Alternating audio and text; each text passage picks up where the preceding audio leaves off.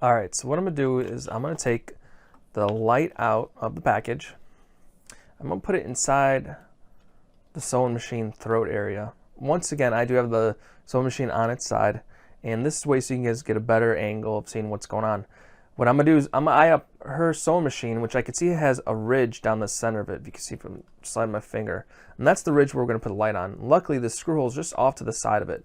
So first thing you wanna do is take your light out, put it in the circle so you can work around there. It's not gonna be, fighting with you. I'm gonna put it to the start of the flat piece of the neck, I guess you wanna call it. I'm gonna pinch it down in position. So I wanna see how long this is gonna go on this machine. So I know it's gonna go there. I'm gonna go all the way across here, pinch to the next corner, hold it taut, go there, and I know I'll have plenty enough room where it does not need to be adjusted so I can use the whole sewing light. If your throat's not as large as this one, and you're gonna well, this is gonna be too big for this. If you look really close to these strips, I'll get a different angle, but there's marks that are between two copper circles, and there's got scissor marks. You could take your scissors and cut right on that line, and you could chop about a 1 inch increment that you could chop each piece off. So if you size it up like I just did, you'll see that the size is either right or wrong for you. Generally, it's going to be fine because it's got a little extra space to go around here. If you do need to cut it, don't worry about it. It's very easy to do. I'll show you later. Okay, so let's peel this off.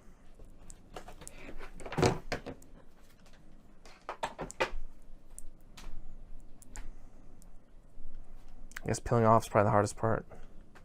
Okay, now I got this peeled off, I'm only going to take a little piece of it off to start with, because if you take too much off, it may touch somewhere else, get sticky. So I'm going to start the feed at the very top of the bottom. It's almost the opposite. So I'll say the very start of the throat, right in the center part where you want to get it started. Then as you're lining it up, you can see where it's going to go. So it's going to go right there for this. So I know that's going to be the position. So I'll hold my finger back here. I'll take this, peel it back a little bit, and I'll just start feeding this to that same exact position. And as I'm going along, I'm pressing down at every point so there's no gaps. Just feeding it slow. Then you can see the direction where it's going now. So I know I still have it in the middle. So I'm going to feed the next point to the next corner and see where I want it to go. Okay, so right there is going to be the point. So while it's still tight, I'm pushing and peeling at the same time. I'll come back over here. Let me double check, make sure it's not going to go too high. Keep it taut. I'm going to pull it through, then push down. And then I'll come around this corner here, pull the rest of it off. Well, make sure it's nice and tight in the corner for the other part goes down. We don't want any gaps. Now we're near the end, and I'll turn around so you can see it better. All right, now from this angle, I'll tilt it back so you can see. So now I had it off to the side to the front right here, and that's going to illuminate the front part of the machine for you. This line here is actually not the middle line, just so you can get for reference. I'll turn it this way, get a little better angle. And that way you got the front part lit up and it's illuminated that you can see in front of you. Also in the box are these little clips which will help you hide the cabling. Cable management clips, what we'll call them. And they have little peel back backs. You peel them off, you can stick them wherever you like. What we're going to do is we're going to put them along this bottom here, and it's going to go across the back. So let me tilt this back a little more again for you. So we're going to feed it across here, across the back. So we'll pull one at the bottom, and okay, so I peeled the back off of one. And because it's going to go down and it's going to turn to the back side, I'm going to put the opening towards me, so it's going to also hold it in position. I'm going to put it right below it at the bottom. And you're going to press against it like a 3 count, 1, 2, 3, nice and firm. Then you just slide the little cable right into that holder.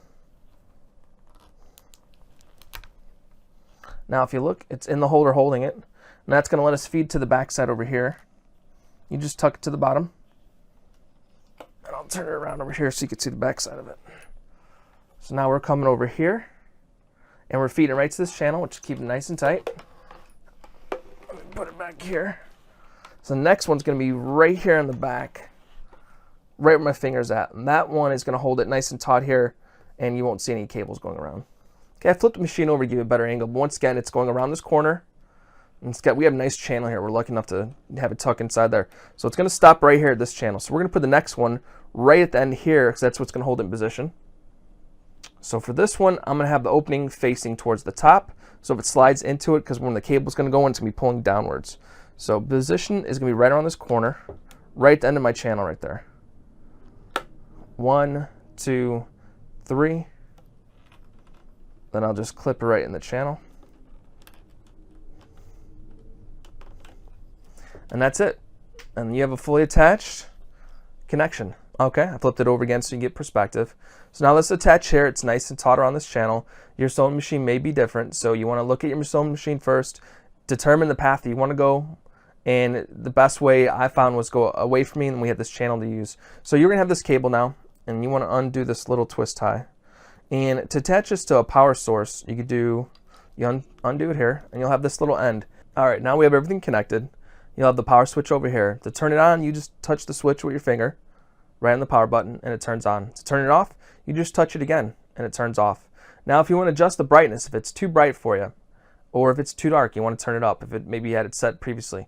All you do is hold your finger over the power button, and within a few seconds, it starts getting dimmer, and it'll go down to pretty much nothing.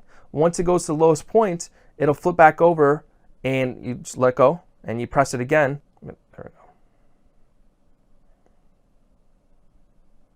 And then now it's back to full brightness, and you just touch it, turn on and off. And say if you do like it to leave to the lower setting, so I'll turn it back down. So now it's nice and not too bright, and it will stay at that. So if you turn it on and off, it will stay at that point where you previously set it. I'd also like to emphasize the portion of the strip you're touching over here is directly over the power sign, not the light itself, but the power button itself. That's to turn on and off. You hit above it, it's not going to do anything. Below it, it's not going to do anything either. It needs to be directly on the powers. It's about the width of your finger. You can see where it goes pretty good size, but you need to touch that directly. Also, when installing this, you want to make sure your surface is completely clean. So you want to use like an alcohol swab, and it's really wipe this down so there's no oils or grease, because once it sticks, it's stuck really good.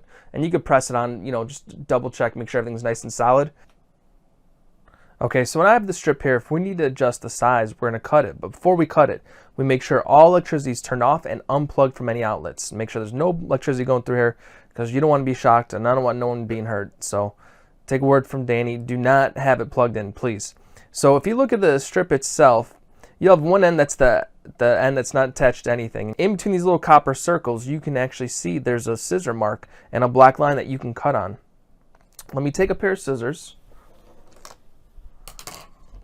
Of course, these are not Sarah's Good Kai scissors. They're some Scotch ones. They'll do the job just fine. So once we have it here, I'm going to go right, so we'll cut a big portion off so you can see a cut. So I'm going to go to my finger. I'm going to go right to the line itself.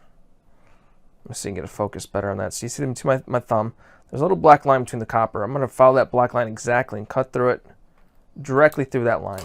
So I'm going to have to go to the machine, and I'm going to plug this back in and show you what it looks like once it's reconnected, and shows you it still works. Okay, now that we have it cut and I plugged it back in, and you can see this is the piece that was cut off this end here. So let me try and turn it back on, and it works. And so that would be the piece connected. I'm not going to touch it, but there it still works, and you can check make sure it still goes down in color, which it does. You can press it again and make it get bright again. Works like no problems at all. Easy to do, just make sure it's unplugged from any electricity.